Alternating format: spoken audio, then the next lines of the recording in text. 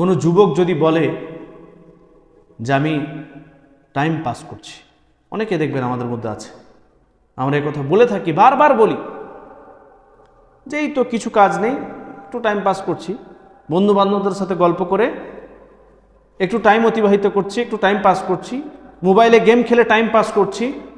যেই বান্দা, যেই ব্যক্তি, যেই যুবক এরকম ধরনের কথা বলে, জেনে রাখতে হবে যে সেই ব্যক্তি থেকে আল্লাহ সুবহানাহু ওয়া তাআলা বিমুখ হয়ে গেছেন। ইমাম হাসান বাসরি রাহমাতুল্লাহ আলাইহি তিনি বলেন, আল্লাহ সুবহানাহু ওয়া তাআলার এই ব্যক্তি, যেই ব্যক্তি অনর্থক কাজের সাথে যুক্ত, মানে যে কাজের কোনো ফায়দা নেই, ভাবছেন আপনি শরীয়তে তো হারাম নেই, বন্ধু বান্ধবদের সাথে এভাবেই গল্প করা, এটা তো শরীয়তে হারাম না, কিছু এমন গেম আছে যেগুলোতে কোনো অশ্লীলতা নেই, কোনো হারাম হওয়ার কারণ নেই, সেগুলো খেললে ক্ষতি কি? ক্ষতি কি? ইমাম হাসান বাসরি রাহমাতুল্লাহ আলাইহি তিনি বলছেন, বান্দা থেকে আল্লাহ সুবহানাহু ওয়া তাআলা বিমুখ হয়ে যাওয়ার সব থেকে বড় আলামত হচ্ছে আল্লাহ সুবহানাহু ওয়া তাআলা তাকে অনর্থক কাজে ব্যস্ত রাখেন।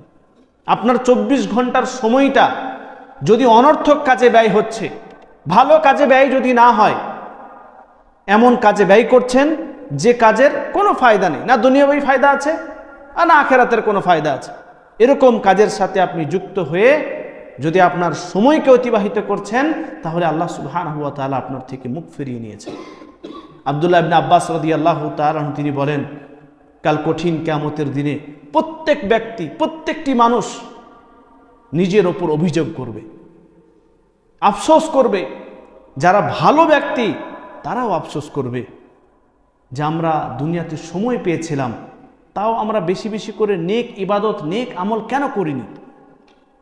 সুন্নত নামাজ পড়ার সুযোগ ছিল, সময় ছিল, সুন্নত নামাজ পড়িনি, ফরজ নামাজ পড়ে বেরিয়ে গেছি।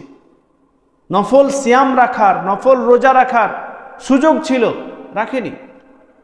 কোনো দিন ফজরের আগে ঘুম ভেঙে গেছে, তাহাজ্জুদ নামাজ পড়ার সময় ছিল, পড়িনি। ভালো ইবাদত তো করেছি, কিন্তু বেশি বেশি করে আমল করিনি, তার জন্য কাল কঠিন কিয়ামতের দিনে আফসোস করতে হবে।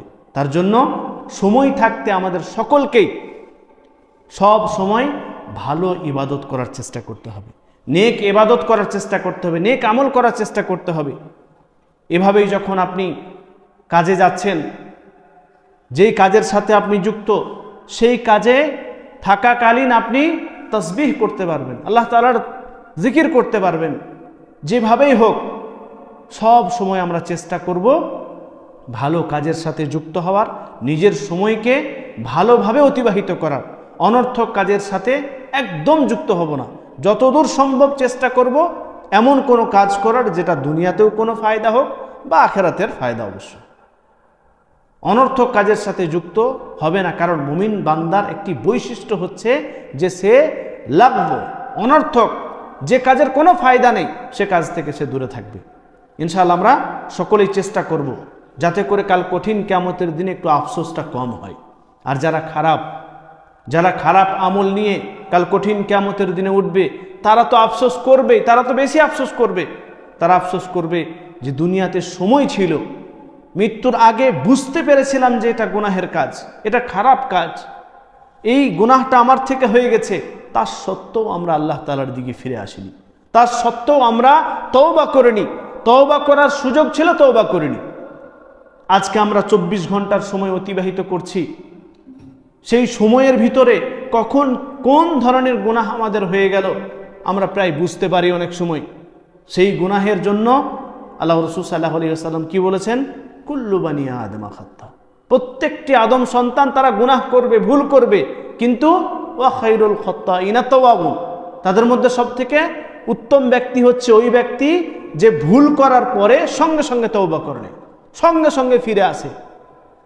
তাহলে কাল কঠিন কিয়ামতের দিনে যারা ভালো ব্যক্তি, নেক ব্যক্তি, যারা ভালো ইবাদত নিয়ে গেছে, তারাও আফসোস করবে যে কেন আমরা কম ইবাদত করে এসেছি, বেশি ইবাদত কেন করতে পারিনি, নেক আমল বেশি বেশি করে কেন করিনি। আর যারা গুনাহগার বান্দা, যারা খারাপ, তারা তো আফসোস করবেই যে সময় থাকতে আমরা তওবা করিনি কেন।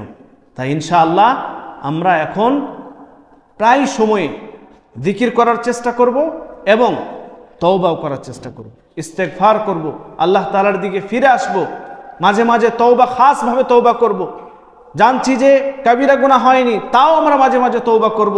কারণ যেই ব্যক্তি তওবা করে বেশি, তার অন্তর নরম হয়ে যায় এবং আল্লাহ তাআলার দিকে তার অন্তর ধাবিত হয় বেশি।